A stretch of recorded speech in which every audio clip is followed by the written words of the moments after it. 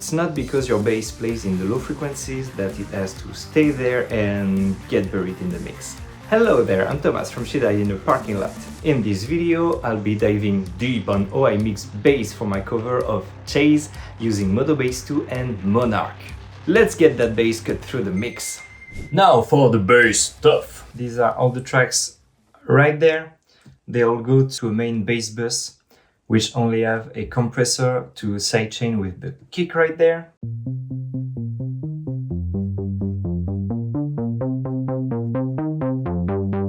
Just to make sure that the kick is always up front and the bass doesn't overthrow the bass of the kick. Let's start with the main bass sequence. I used Monark from Native Instruments that I tweaked, and I used the contour knob to automate certain part of the song.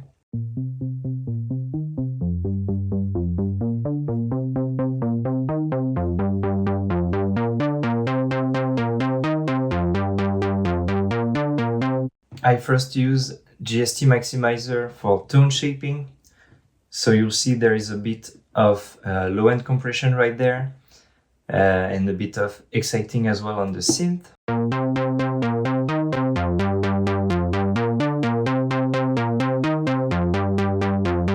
There's an EQ for tone shaping.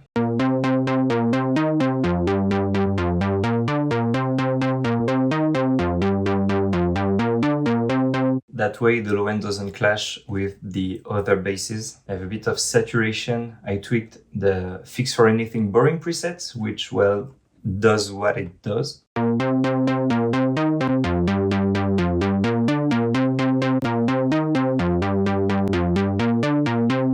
Then I use Pro Q3 for mixing purposes, cutting a bit of mud and boosting a bit of mids.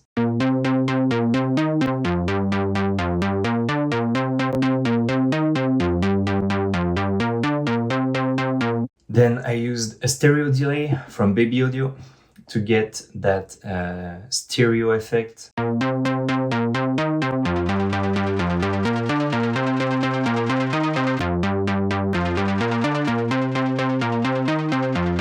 It is also automated on certain parts, and I cut it also like on the verse to prevent it from clashing with the guitars. And finally, I have a gain plugin, which is used for automation only. Then let me show you the main bass guitar. It's the one that goes with the heavy guitars. So it's right there. Here is the main track. I used Modo Bass 2 from EQ Multimedia, but if you use a real bass to record, the mix processing could be the same idea. What do you usually use for recording? Let me know. Drop me a comment so we can see how many of you use a real instrument versus plugins. Let's check the main track right there.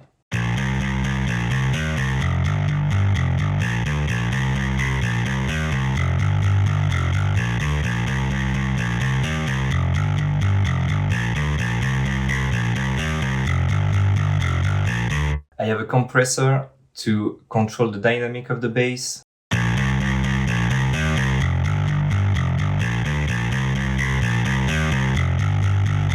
Then there is GST Eat with the Xalarap algorithm. It compresses the low ends and distort the medium band and the high band.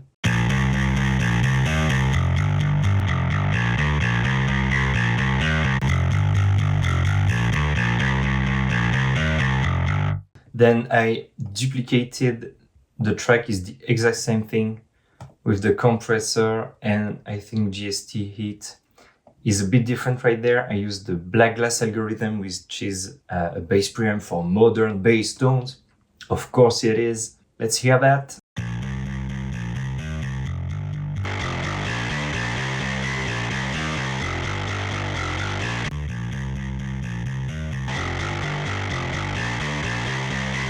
So really a lot more of saturation. And the Pro Q plugin for mix purposes. And also there is a dynamic EQ right there to get rid of that 2K frequency, which I found a bit harsh in the mix.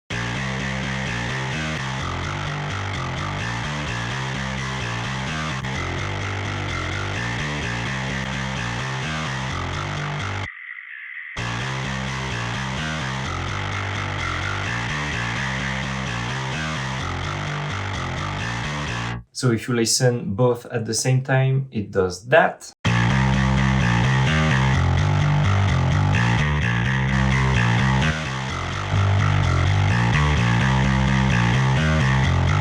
On their bus, there is a Pro Q3 again for mix.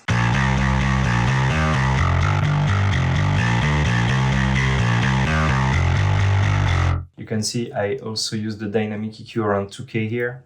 Then low control to prevent low end buildup and boost a bit of 60 Hz frequency.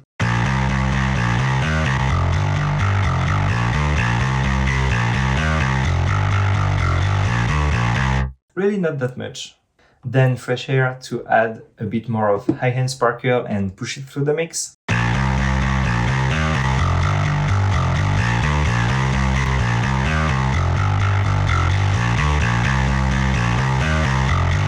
And then you have a gain plugin just for volume automation purposes.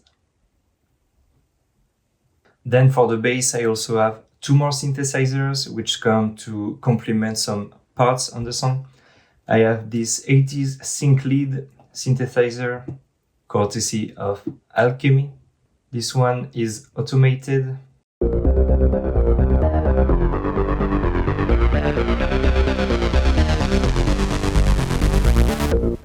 Let's hear it somewhere when we don't have any automation.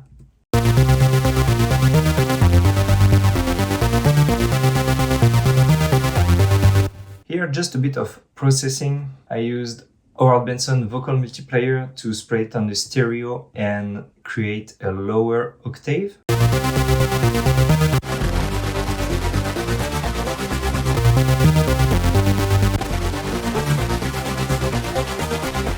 As you can see, you only hear the plugin right there as I mute the input. That way I really only have the synth on the 2 sides of the stereo, and then there is an EQ for mix purposes, cutting some bass and some mids as well.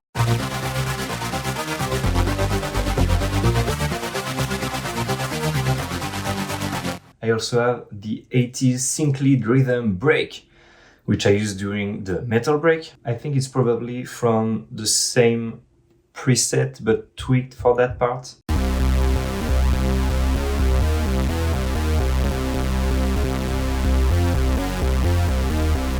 There is also Howard Benson vocal multiplier.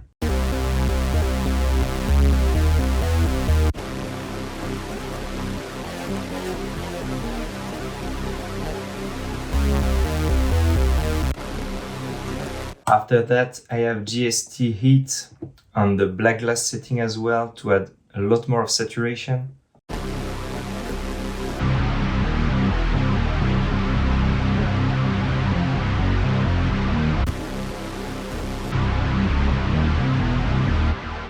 Then Pro Q3 to cut a bit the subs.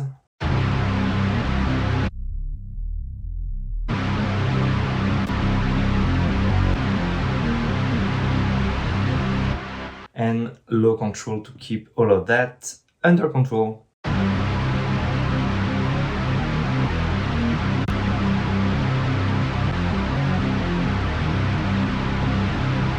I also have a bit of automation on that bass. It's mainly for the GST plugin where I soloed the second band right there to create a bandpass effect.